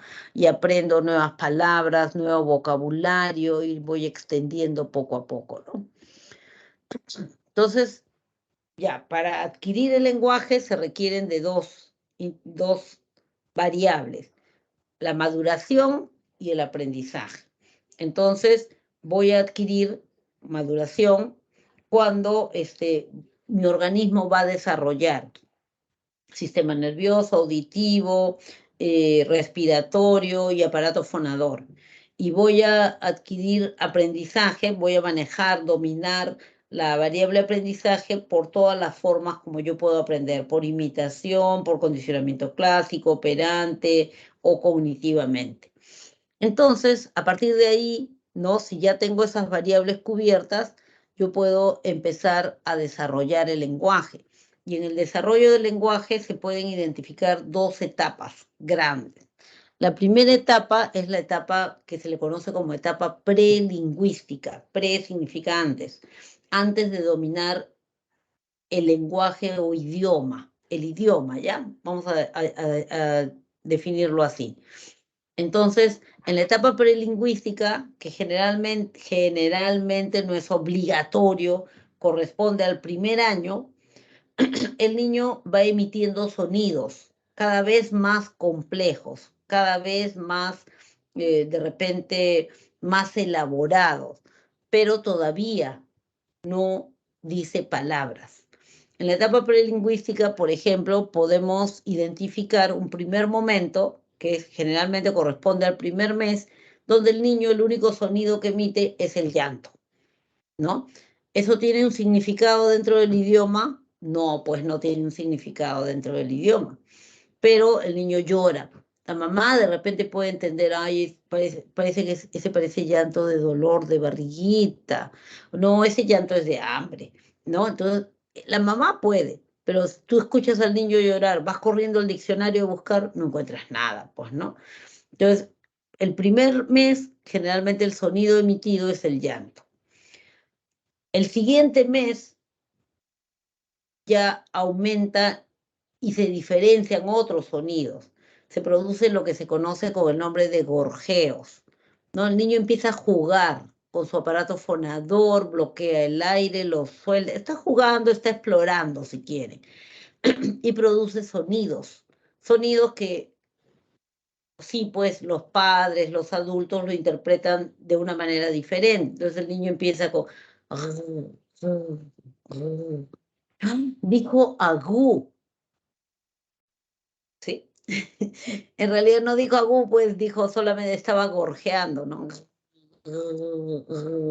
Mi hijito ya dice agú. Agú es casi una palabra, ¿no? Bien, es un gorjeo. Hacia los 6 meses más o menos, el niño ya balbucea. Balbucear significa repetir una sílaba. Quiere decir que el niño ya logró armar una sílaba y la repite varias veces. Da, da, da, da, da, da, da, da. Mam, mam, mam, mam. Pap, pap, pap, pap, ¿no? Ta, ta, ta, ta, ta, ta, ta. Ah, mi hermanito tiene varias sílabas. Sí, puede ser que tenga varias sílabas, que las dice en diferentes momentos, pero no las combina, ¿ya? En la etapa del balbuceo no se combinan sílabas, simplemente se repite una sola sílaba por vez. A los 8 meses más o menos, esos balbuceos adquieren tonalidad, entonación. Ya hay una intención de transmitir un mensaje, hay una intención de mandar un mensaje. Entonces, hacia los 8 meses, el niño ya tiene intención de comunicar. ¿Y cómo hace? Le pone entonación a su balbuceo. Vamos a suponer, llegó el primito de visita, y el primito, pues, de repente agarra el juguete preferido del niño. Entonces el niñito, pues, está así como esperando, ¿no? En cuanto el primito lo deja nomás un ratito el juguete, puede ser que vaya y se lo arranche y se peleen, ¿no? Pero puede ser también que espere, ya espera, espera, espera. En cuanto lo suelta, va corriendo y lo agarra y lo regaña al primo, ¿no? Ta, ta, ta, ta, ta, ta, ¿no? Está ahí está regañando, o sea, ahí está mandando un mensaje, aunque sea con su balbuceo, pero le puso entonación y la entonación como que cierra el mensaje. De repente en otro momento utiliza ese mismo balbuceo, pero de repente para pedir algo, ¿no? De repente pide algo. Entonces de repente se da cuenta que cuando hay visita la mamá como que ya le deja, le permite algunas cosas que cuando no hay visita no lo deja, ¿no? Entonces aprovecha de eso. Entonces agarra un adorno para jugar. Ta, ta, ta, ta, ta, ta. Está pidiendo permiso. Ta, ta, ¿no? Está pidiendo permiso, pero con su balbuceo y otra entonación. Entonces ahí claramente ya hay una intención de dar un mensaje. Es un balbuceo con variación tonal. Luego de eso entra la etapa que se le conoce como etapa lingüística. ¿Pero por qué entra la etapa lingüística cuando ya logra combinar sílabas y formar una palabra? Teóricamente, al año el niño es capaz de formar una palabra. ¿Cómo? Combinando sílabas. Pero todas las edades que yo les dé, o que les den, o que lean, son edades referenciales. Significa que no es algo rígido. No es de que ustedes van a su casa ahora y les dicen a la mamá, mamá, pero mi hermanito está atrasado porque ya tiene 1 año y no ha dicho una palabra. No, las edades son referenciales. Puede ser un poco más, un poco menos, depende de varios factores. ¿Ya? Entonces son edades referenciales nada más. Cuando ya el niño es capaz de decir una palabra que tenga significado, aunque no la pronuncie pues perfectamente, pero se deja entender, entonces aquí notamos otras etapas y notamos lo que se conoce con el nombre de la etapa lingüística. Se le llama etapa lingüística cuando ya hay palabras y poco a poco van mejorando, combinándose, depurándose para hablar coloquialmente. Una primera etapa es la que se conoce con el nombre de estadio holofrásico. El estadio holofrásico, holo significa todo, frásico se refiere a frase, pensamiento. En el estadio holofrásico el niño expresa o comunica con una palabra todo un pensamiento, toda una idea. ¡Wow! ¿Cómo logra eso? Se apoya, utiliza un recurso que se llama praxia. Vamos a suponer que el niño aprendió a decir calle. Entonces quiere salir a la calle. ¿Qué hace? Agarra a su papá del pantalón y lo jala. Calle, calle, calle. Jalarlo, esta es su praxia. Y está unida a su palabra. Calle.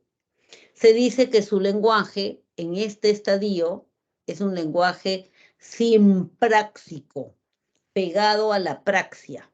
Es un lenguaje pegado a la praxia, simpráxico, ¿ya? De repente en otro momento, con la misma palabra, quiere avisar de que la puerta se quedó abierta, la puerta de afuera, y se ve la calle. Entonces, ¡ah! ¡Calle! ¿No? Este señalamiento vendría a ser su praxia. Su entonación también ayuda, ¿no? Calle.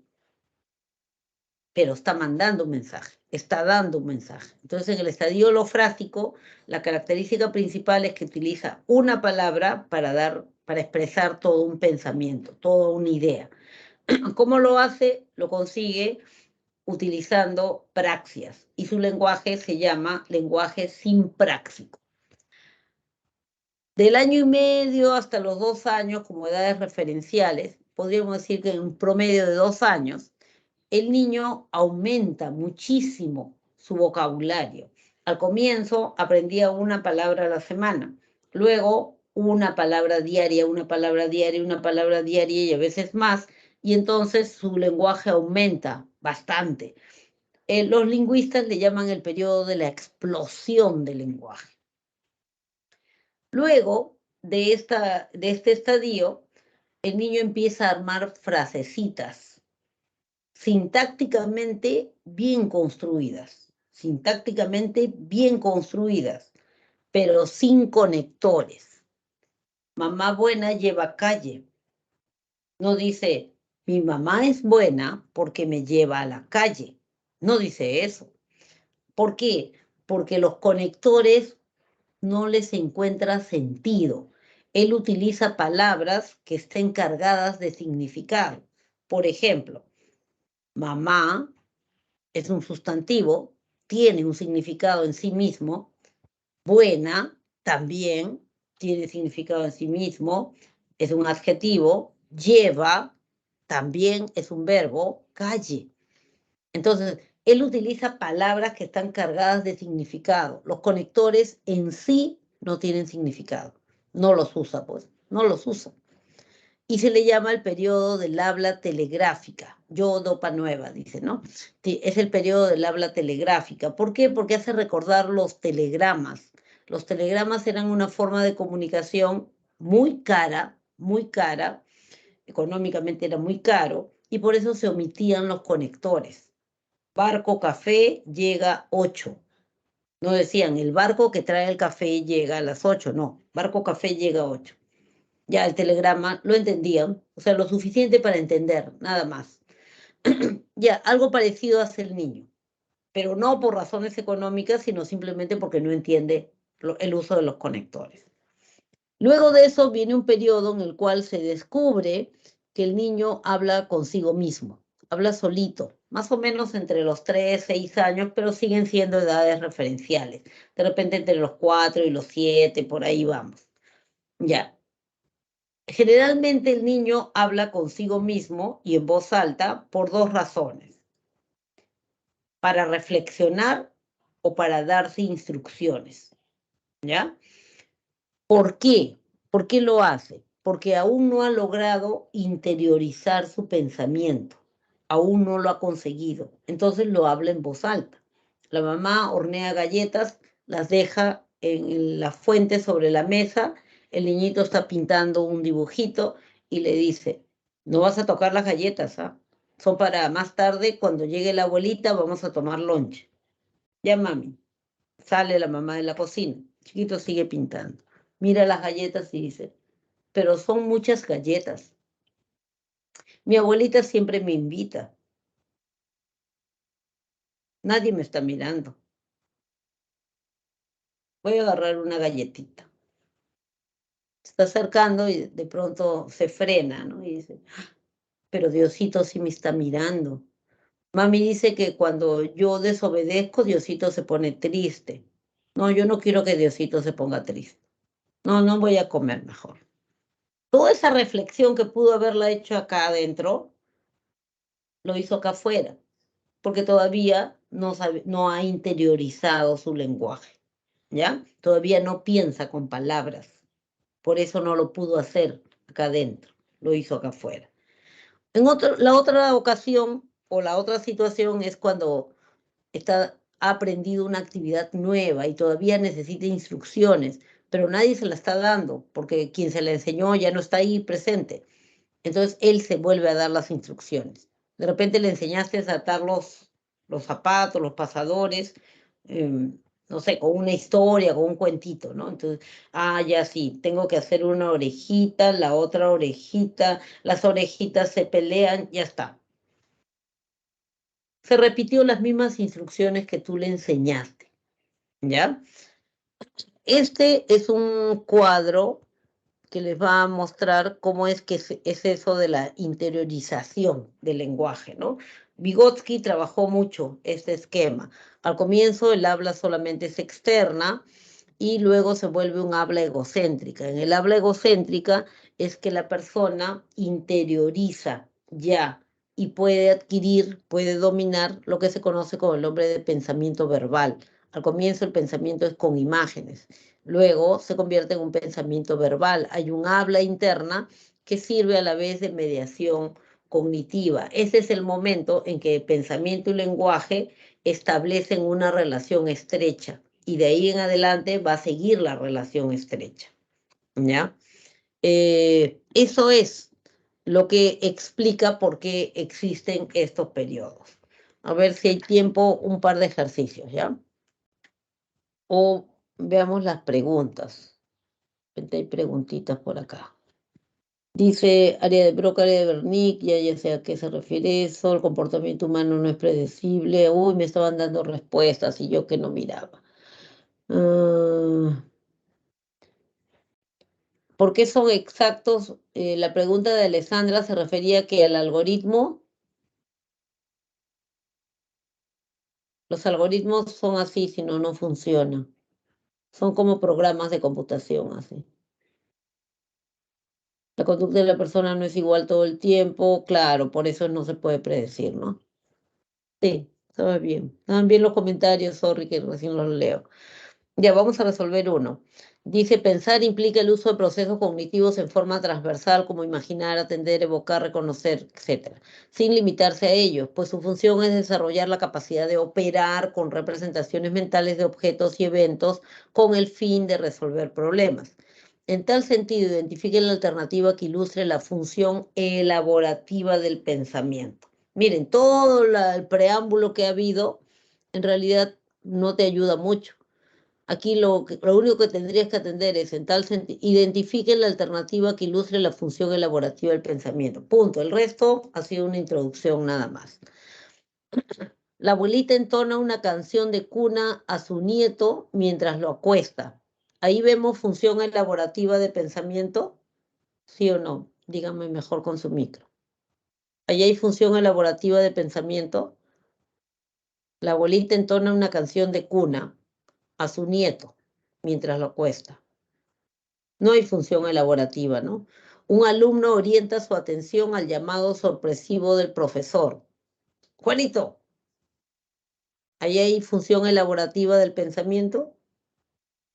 No. Un joven descubre el nombre del antepenúltimo mes del año. ¿Ahí el pensamiento elaboró algo? No, no, ¿Creó un concepto o solucionó un problema? no, ¿Seguro? no creo nada, no, nada. Un adolescente identifica la batería de una mototaxi cuando lo observa. Ahí sí sería. ¿Así? Miro la batería, me acuerdo, Estaría evocando, no. estaría La correcta es evocando. la C, Creo que sería Ajá, la C claro. porque un nuevo nombre. A ver, la sé está... por qué. A ver, ¿quién me dijo? Porque está descubriendo algo nuevo, el nombre del antepenúltimo mes del año. Ha solucionado un ha problema. solucionado un problema. Ajá. Ha solucionado un problema. Sí, la respuesta correcta está en la letra C. Sí, hay solución de problemas lo que ha hecho y como estaba pidiendo función elaborativa, sí es. Bien, chicos, esta es la clave de respuestas. Ya saben, la clave de respuestas se utiliza cuando la práctica ya está resuelta en forma completa y se resuelve la práctica cuando ya han hecho su resumen o su cuadro. Creación propia, personal de cada uno. Si aún han descubierto que todavía no están rindiendo a su 100%, tienen a su disposición el servicio de atención psicopedagógica, solamente tienen que pedir la cita. Eso sería todo de mi parte. Muchísimas gracias por estar allí y que les vaya súper bien en este año 2023 que estamos empezando. Y ya saben, estamos nosotros para ayudarlos siempre y cuando pidan la ayuda correspondiente, porque si no, no vamos a poder adivinar. ¿Sí? Muchísimas gracias por todo. Felicidades. Que les vaya súper, súper Disculpe, bien. profesora, ¿podría Dime, volver a dime. las claves, por favor? Las claves de respuesta. A ver, ¿ahí las ves? ¿Sí? Sí, sí, Ya está. gracias. Listo. Bien, entonces sería todo. Nos vemos. Hasta luego. Descansen.